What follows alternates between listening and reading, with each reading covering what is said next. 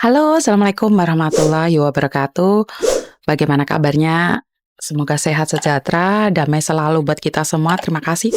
Berkat Tuhan mengalir atas kita semua. Terima kasih semuanya. Saya tidak tahu harus ngomong apa lagi.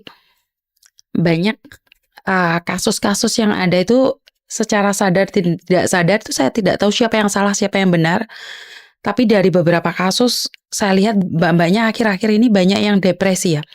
Banyak yang kecewa, banyak yang linglung, banyak yang sedih dan tidak terungkapkan. Saya tidak tahu dari mana kesalahan itu. Apakah memang dari majikan Hongkong yang semakin hari semakin ruwet karena adanya COVID? Atau memang diri sendiri yang bermasalah? Atau memang ada tekanan dari keluarga yang ada di Indonesia? Jadi saya tidak berani membahas terlalu banyak karena sekali lagi bukan porsi saya ya Mbak ya.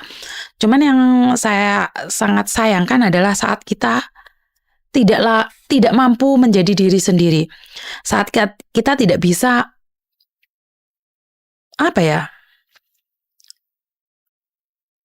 sedikit saja menyayangi diri sendiri gitu loh. Saat saya melihat ada beberapa mbaknya itu, kebetulan hari ini saya kedatangan tamu yang saya rasa saya tidak berani menghakimi ya. Dari gaya bahasanya, dari gaya bicaranya, dari gaya ketawanya, dia menyimpan luka yang sangat dalam.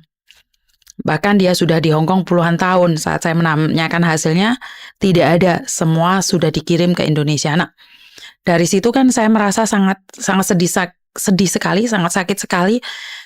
Orangnya sampai kurus kering ya Mbak ya, mukanya sampai hitam dan seperti orang pemakai narkoba malah kesannya itu seolah-olah dia itu tidak terurus dan tidak terawat gitu loh. Dari pandangan matanya sangat lelah sekali, dari aura wajahnya dia ingin menangis tapi mungkin karena di kantor terlalu banyak orang jadi dia hanya menahan dan sambil tertawa. Saya pribadi tidak sempat berbicara banyak karena saya tidak ingin mempermalukan dia di depan banyak orang, jadi saya cuma bisa tersenyum dan tertawa dan ngobrol sebentar di luar saat tadi. Jadi sebenarnya saya ingin bilang buat keluarga yang ada di Indonesia, jangan lihat senangnya aja.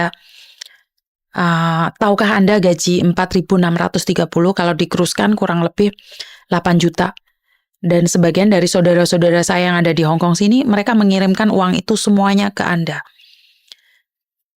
Pernahkah Anda bertanya, mereka sudah makan belum? Pernahkah Anda bertanya, bagaimana keadaannya? Bagaimana dengan majikannya? Saya tidak tahu harus seperti apa dan bagaimana ya. Karena mereka memberikan uangnya itu dengan ikhlas buat keluarga yang di Indonesia. Saya tidak menyalahkan keluarga yang di Indonesia, cuman bisa tidak keluarga di Indonesia dengan adanya video ini lebih mengerti sedikit saja. Lebih paham sedikit aja tentang keadaan itu. Jadi jangan kalau kirim uang telepon gitu loh. Kalau nggak kirim uang kalian hilang dari dunia mereka gitu loh. Karena kerja di Hongkong ini 24 jam kali 6 hari, bahkan ada yang sampai kali 7 hari, bahkan 1 tahun 2 tahun mereka nggak libur, itu ada loh. Kenapa saya selalu bilang bahwa ayolah kita bantu spot moral, bantu moral. Kita selalu dukung, kasih mereka peluang untuk menjadi diri mereka, dan bahkan kalau uangnya dikasih tahu sama dia jangan dikirim semua, di sedikit disisakan buat dirimu sendiri. Ya saya tahu itu sangat berat ya, karena pada kenyataan tidak semua keluarga memahami. Rasanya saya tuh kayak bulet gitu lah udah berbicara tentang uang dan keluarga. Kita datang ke sini karena keluarga untuk cari uang, tapi kalau uangnya habis semuanya dikirim ke Indonesia, terus ya apa? Kita pulang itu kenapa sih sampai ada yang pulang sampai stres itu?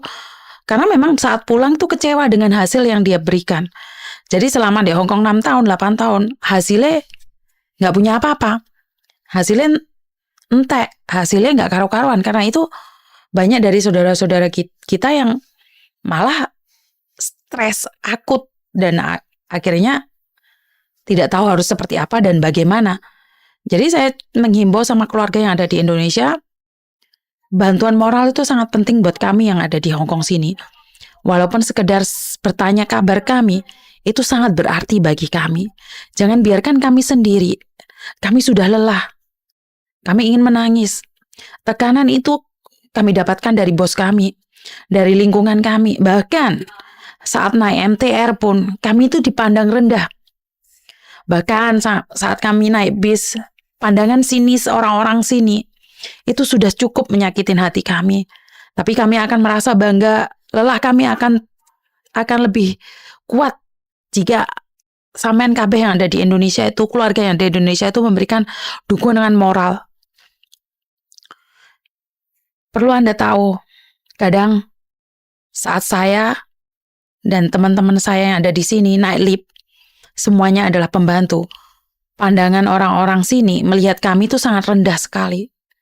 Kami tertekan, tapi kami tetap mencoba untuk tersenyum karena kami tidak ingin orang tahu bahwa kami itu menderita. Kami ingin tunjukkan pada orang di luar sana bahwa kami baik-baik saja. Saya tahu tidak mudah. Saya tahu tidak seindah foto profil kami saat kami libur.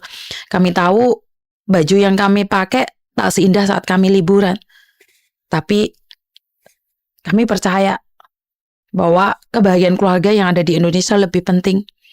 Dan buat tetangga yang di sekitar saya, jangan pernah menghina saya karena saya tidak melakukan kesalahan. Karena kami tidak melakukan kesalahan di Hong Kong sini. Kami hanya gaya-gayaan saja.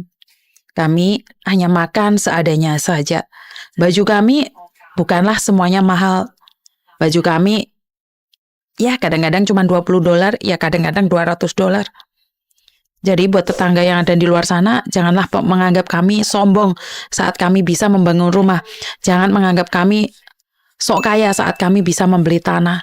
Itu semua adalah hasil jerih payah kami, hasil dari lelah kami. Buat keluarga yang di Indonesia, saya tunggu dukungannya, saya tunggu support moralnya, jangan cuma uangnya saja. Itu aja dari saya, kurang lebihnya saya minta maaf. Wassalamualaikum warahmatullahi wabarakatuh. Berkat Tuhan mengalir atas kita semua. Semoga semua makhluk bahagia, Anda bahagia, kami semua bahagia. Amin. Bye-bye.